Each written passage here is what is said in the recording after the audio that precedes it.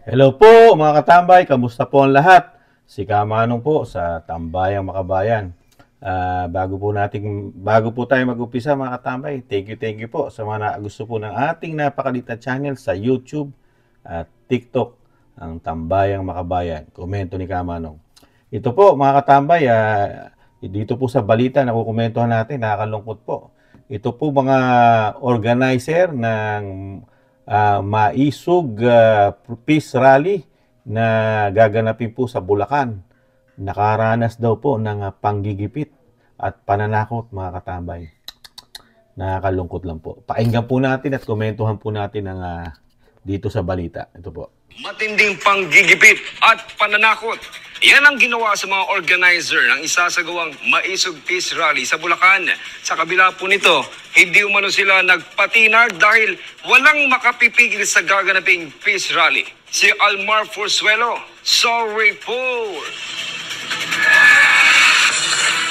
January 25, 2024, unang isinagawa ang Maisog Rally sa Davao City. Dito nagbitaw ng mga maanghang na salita ang mga Duterte laban sa administrasyon ni Marcos Jr. Sa nasabing rally, nakita ng mga Pilipino na mayroon pa silang masasandalan at boses sa panahon na tila bulag, pipi at bingi ang kasalukuyang administrasyon sa mga problema ng bansa. Matapos ito ay sunod-sunod na ang ginawang Maisog Rally na dinaluhan ng libu-libong Pilipino. February 25 sa Cebu City at ang pinakahuli nito ay sa Tagum, Davao del Norte. Pero hindi kagaya ng mga naunang rally, naging mahirap para sa mga taga Davao del Norte na isagawa ang rally dahil bago pa man magsimula, pinatawan na ng suspensyon ng gobernador dahil sa pagpayag nito na magkaroon ng rally sa lugar.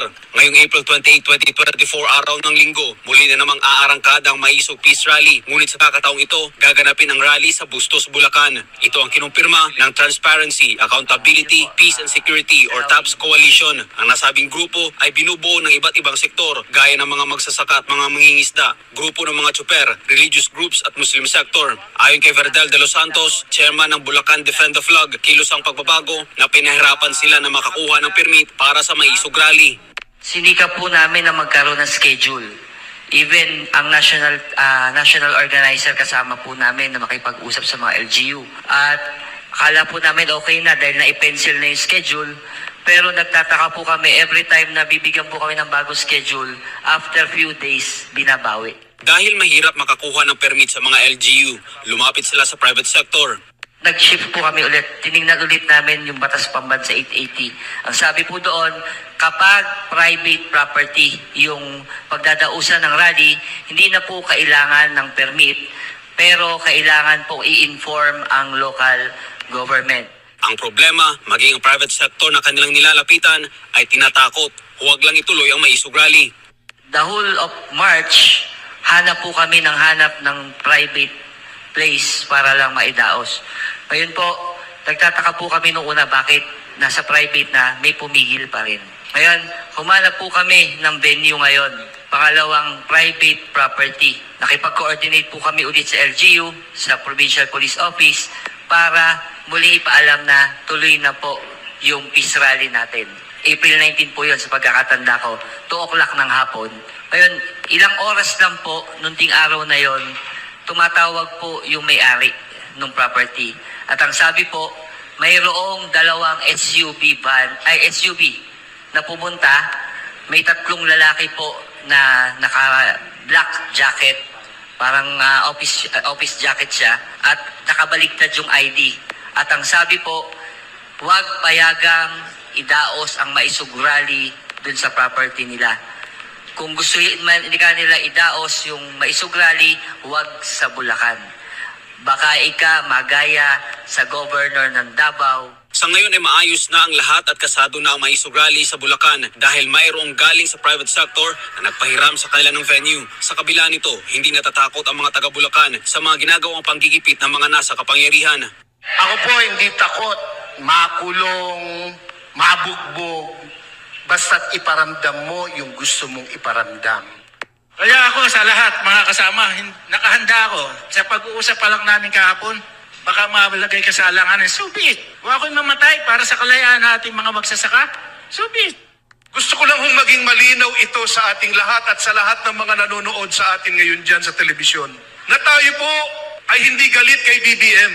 Tayo po ay narito upang sabihin natin sa kanya kung ano ang mga bagay na hindi natin nagugustuhan sa kanyang pamamalakad. Para sa Diyos sa Pilipinas, umahal. Tama po yun, mga tambay.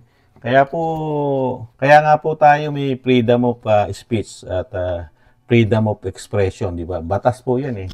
Para meron po tayong katungkulan na iparating po, lalo po sa binigyan natin na kapangyarihan dahil binoto po natin yan para maging lingkod bayan, di ba? Kaya karapatan po natin mga Pilipino kung ano po ang nakikita natin na ginagawang pagpapatakbo ng ating halal na binigyan natin ng mandato para maglingkod sa ating bayan. Di po ba, mga katambay?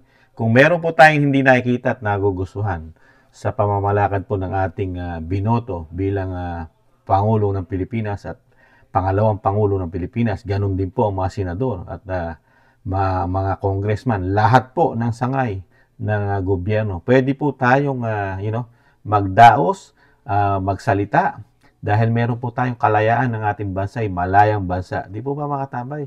Pero nakakalungkot lang po, makakarinig po tayo ng ganito na nagdadaos po na hindi naman magulo. Dahil ito po ay peace rally. Dahil ilan na po ang rally nang wala naman pong nangyaring pananakit, patayan, at stampede na tinatawag. Wala, di ba? Mindanao, Bisaya, at naging successful po ang mga rally po ng tinatawag na maisog, peace rally, mga katambay. Pero ito po, nakakalungkot. Mismo mga organizer po, nakakaranas po ng panggigipit, mga katambay. Panggigipit na mismo sa mga lingkod bayan din sa ating bansa. Nakakalungkot lang po. Yung ating freedom, expression, nawawala na po yata, mga katambay. Wala na po yata kalayaan ng ating mga kababayan, tayong mga Pilipino sa ganitong klase ng gobyerno natin. Hindi po katulad doon pang panahon ni Pangulong Duterte. Kahit araw-araw kayo mag-rally, walang problema kay Pangulong Duterte, di ba? Basta lilinisin nyo lang, yung kalat nyo. Huwag kayong mag-iiwan ng kalat. Pero matitigas ang ulo natin eh. Nag-iiwan pa rin tayo ng kalat eh. Di ba? Gobyerno pa rin naglilinis, di ba?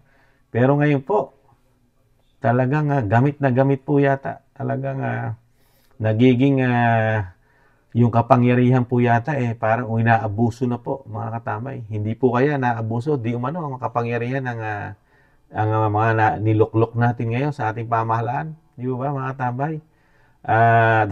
Gumagawa ng paraan ang gobyerno ngayon na hindi matuloy ito. Buti na lang kung hindi pa gumamit ng private sector itong grupo ng organizer, baka hindi po matuloy, mga kabayan, mga katambay. Mukhang hindi matutuloy dahil talagang gumagawa rin ng paraan ng di umano'y gobyerno na para ito hindi matuloy.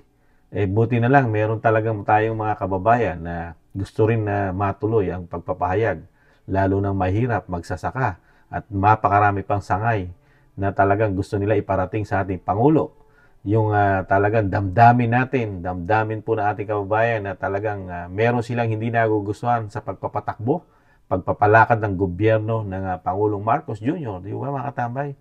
Kaya nakakalungkot po ang pangyayari na ganito po sa ating bansa. Masyado pong ginagamit po ang kapangyarihan sa kapwa Pilipino, para lang masabi na kami ang nakapwesto ngayon, kami ang susundin nyo, kami ang makapangyarihan. Ganun po ba, mga tambay? Ingat-ingat lang po. Kasi po, walang forever po sa kapangyarihan, lalo po sa politika. Di ba? Walang forever dyan, mga katambay. Kaya sana po maging makatao tayo, makamahirap, makabansa. Hindi po puro ang iniisip po natin ngayon makakwarta, maka-oligarch at makasarili at sakim sa kapangyarihan. Huwag naman po sanang ganun. Di po ba, mga katambay? At ito po, suportahan po natin ito, mga katambay. Ito pong idadaos po nila na rally, itong peace rally po, mga katambay. Yan lang po, mga katambay, ang medyo nakakalungkot at buti naman po na plancha na dahil salamat po sa private sector na nagpagamit po ng venue. Thank you po sa inyo kung sino man po kayo. Maraming salamat. Muli po si Katambay Mano po nag-iiwan. Tis-tis lang mga katambay. Mabibigyan pa tayo ng makabayan na politiko, makamahirap. At makakabangon pa ang ating bansa. Tis-tis lang. Paalam. Bye-bye.